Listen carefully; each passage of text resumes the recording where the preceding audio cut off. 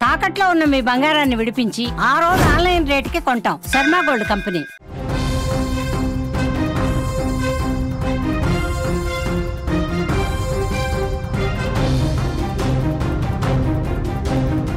AP రైతులకు good news అందించింది. 19న అన్నదాత సుఖీభవ జమ చేయనున్నారు అధికారులు. అదే రోజు పీఎం కిసాన్ నిధులు కూడా విడుదల చేస్తూ ఉన్నారు. కేంద్రం 2,000 రూపాయలు, అలాగే రాష్ట్రం 5,000 రూపాయలు ఇవ్వనుంది. మొత్తం 7,000 రూపాయలు రైతుల ఖాతాలో జమ అవ్వబోతున్నట్లు కూడా చెప్తూ ఉన్నారు.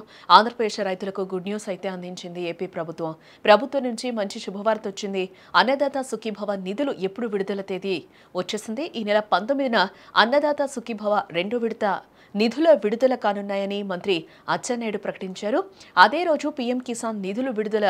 దీంతో ఈ నెల 19న రైతుల బ్యాంకు ఖాతాలో 7,000 రూపాయలు జమ కానున్నాయి. కేంద్ర ప్రభుత్వం వాటా కింద 2,000 రూపాయలు, రాష్ట్ర వాటా కింద 5,000 రూపాయల చొప్పున అకౌంట్లో పడనున్నాయి. ముఖ్యమంత్రి చంద్రబాబు కడప జిల్లా కమలాపురంలో నిధుల విడుదల చేయనున్నట్లు కూడా చెప్తూ ఉన్నారు. అన్నదాత సుఖీభవ కింద 2వ విడతలో 46 లక్షల మంది రైతులకు లబ్ధి చేకూరుతుందని కూడా చెప్తూ ఉన్నారు. ఆంధ్రప్రదేశ్ ప్రభుత్వం 2024 ఎన్నికల్లో అన్నదాత సుఖీభవ పథకం కింద ఒక్కో రైతుకు 20,000 రూపాయల చొప్పున సాయం అందిస్తామని ప్రకటించింది. ఈ 20,000లో కూడా పీఎం కిసాన్ యోజన ద్వారా 6,000 రూపాయలు, రాష్ట్రం తరపున 14,000 రూపాయలు కలిపి 20,000 ఇస్తామని కూడా చెప్పారు. ఈ మొత్తాన్ని 3 విడతలుగా విడుదల చేస్తూ ఉన్నారు.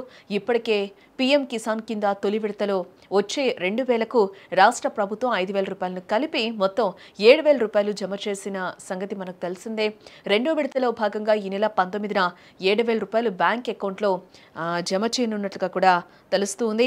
ఆంధ్రప్రదేశ్ రాష్ట్రంలో రైతులకు శుభవార్త అందిందని చెప్పుకోవాలి. అన్నదాత సుఖీభవ మరియు పీఎం కిసాన్ పథకాల 2వ విడత నిధుల విడుదలకైతే ప్రభుత్వం సిద్ధమైందని కూడా చెప్పుకోవచ్చు. ఈ నిధుల విడుదలపై రాష్ట్ర వ్యవసాయ శాఖ చర్యలు వేగవంతం చేసిందని కూడా చెప్పుకోవచ్చు. ఈ నేపథ్యంలో వ్యవసాయ శాఖ మంత్రి అచ్చెన్నాయుడు కూడా అధికారులతో సమీక్షనైతే నిర్వహించడం జరిగింది. టెలికాన్ఫరెన్స్ ద్వారా వ్యవసాయ శాఖ ముఖ్య కార్యదర్శి, డైరెక్టర్, అన్ని జిల్లాల వ్యవసాయ శాఖ జేడీలకు మంత్రి మార్గదర్శకాలనైతే జారీ చేయడం జరిగింది. ఈ నెల 19వ తేదీన అన్నదాత సుఖీభవ పథకం నిధులు విడుదల చేయనున్నట్లుగా కూడా తెలుస్తోంది.